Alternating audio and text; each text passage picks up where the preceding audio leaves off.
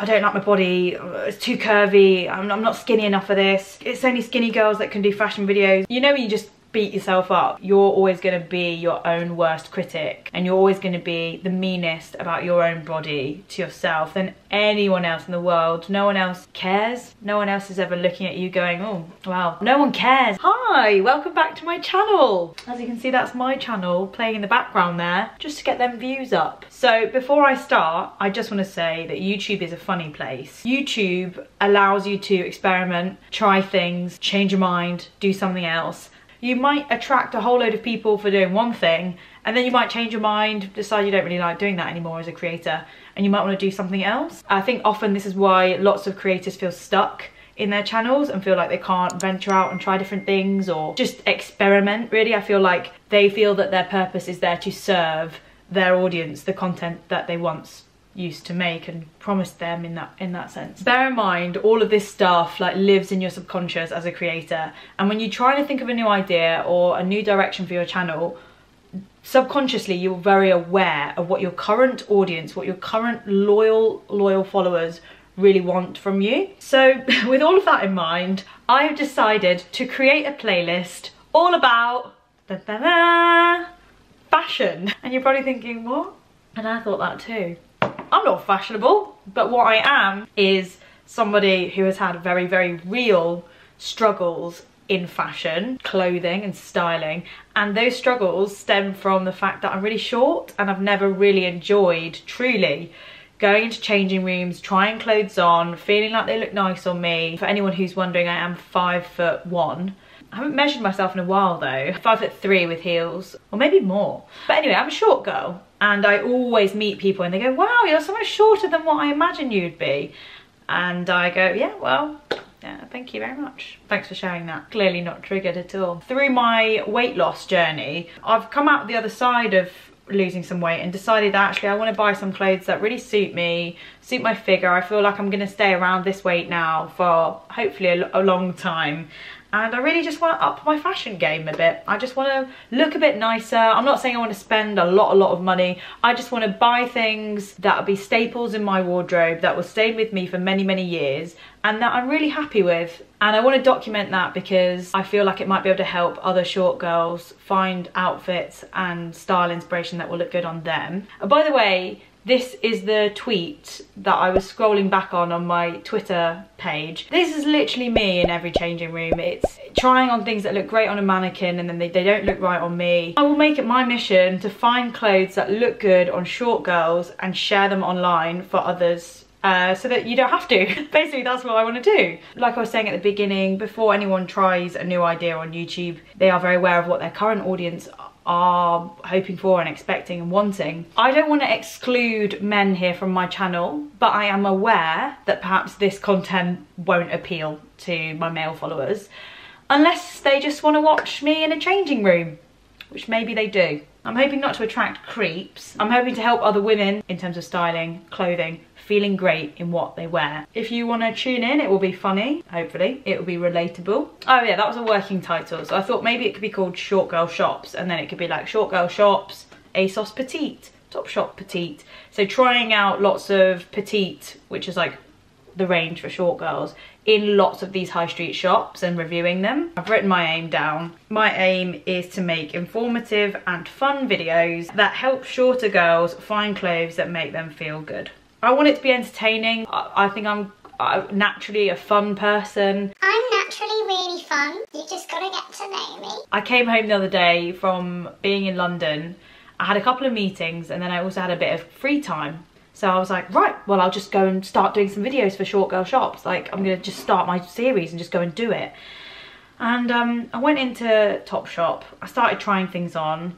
I decided in the changing room, I don't like my body, it's too curvy, I'm not skinny enough for this. It's only skinny girls that can do fashion videos, what are you doing, your thighs are too big. Had a meltdown and then came home. I looked at the content that I'd filmed. I realised it wasn't really that bad at all. I was obviously just having some sort of mental, you know when you just beat yourself up, but there's no reason to. You're always going to be your own worst critic, and you're always going to be the meanest about your own body to yourself than anyone else in the world. No one else cares. No one else is ever looking at you going, oh wow. No one cares. They're too bothered about their own stuff. So I came home, I looked at the footage, I decided that I was being a bit silly and I need to just shake myself up and shake out of it, because number one, fashion and clothing and looking nice isn't only for skinny girls. I have just neglected it my entire life because I was never really happy with the way I looked, and I thought, oh well, clothes don't look nice on me because I'm not skinny, so I just won't be, clothing won't be a part of my life, and I won't try and look nice in clothes. But I've had a bit of a change of mind, and I've gone, actually I'm really proud of the way my body is looking, and I've really worked hard, so I'm going to treat myself to some nice clothes, and at the same time I'm going to help short people, short girls, find stuff that looks nice on them. I don't ever wear clothing like backless stuff because I don't feel comfortable without a bra and stuff like that, or anything that's too low cut, just because I'm not 100% confident in my boobs and things like that. But all of those insecurities are just put on us by the outside world. And I've done a video recently about boobs and my story with my boob struggle and my boob journey up until this point, and it is crazy really when you think about it. When you think about any body issue you might have, when I think about mine, which is my boobs, I'll just say, my boyfriend made a really good point of going, isn't it funny that boobs are literally there to feed kids? Like, that is to feed a baby. That's the purpose of a boob. But we've made it sexual. The world's done that. We've made a boob, which is a feeding, and what is it? Baby food machine. So I came home after all of that, I'd had a meltdown in the change room, and I showed Atch this footage, and I was like, so I went into Topshop and I did all this stuff, and it's because I'm doing this new series, and the series is helping short girls, and he was like, slow down, calm down, let's rewind. Have you told your audience you're going to be doing a new playlist series? And I was like, no. He was like, have you even got any other content to do with this on your channel? And I said, well, I've got a couple of Primark hauls, and I think I've done an ASOS haul on there. And he was like, well, don't you think you should sit down and tell them everything that you've just told me about this topic, why you're doing it, what your aim is, what kind of content they can expect, and then they can decide whether they want to tune in or not. And I was like, that's a really good idea, actually. Yeah, that's really good. Instead of me zooming off to like video number 100 without starting at the beginning. Well, not 100, it was probably going to be video 7. He's actually drawn out pictures for me that say like, this will be your first video, this should be the second. Some of my videos have just been playing in the background. I thought, oh, I'll do a video talking about my channel, and my channel could be on in the background. And I thought that was a really creative idea. It's probably not that creative at all. What I did want to say is that I want to address the fact that other people have got requests as well for this channel.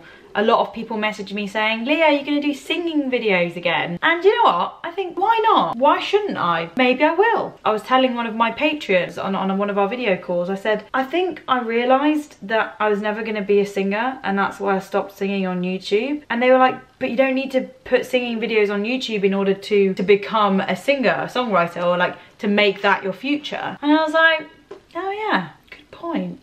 I think in my head I thought, oh, you know, your YouTube channel should be a microcosm of what you want the industry out there, the big mainstream industry, to put in front of you and to give you opportunity wise. But really, mainstream media is right here, like you're on it right now. This is mainstream media. YouTube is now mainstream. YouTube used to be this little niche where people could show off a talent, and you could be Justin Bieber doing little songs and then you could become a superstar, but it doesn't really work like that anymore. And also, I'm fine with that. I'm fine with never being discovered from YouTube. People that come across my videos and message me saying, oh, that really cheered me up, thanks for that. Really liked watching your video and having a cup of tea and chatting to you today.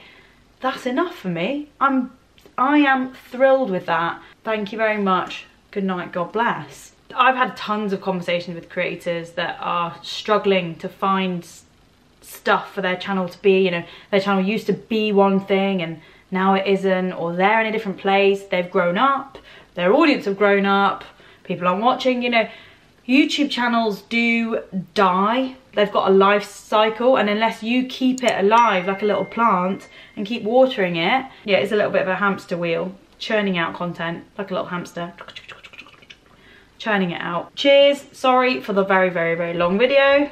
I hope you're looking forward to this series. Hashtag short girl shops. I think that's what we're gonna call it. I thought better to call it short than petite, because I think petite, we'll talk about it in another video, but I think people think petite means that you have to be very slim as well as being short. We'll go through that in another video. Lots of love.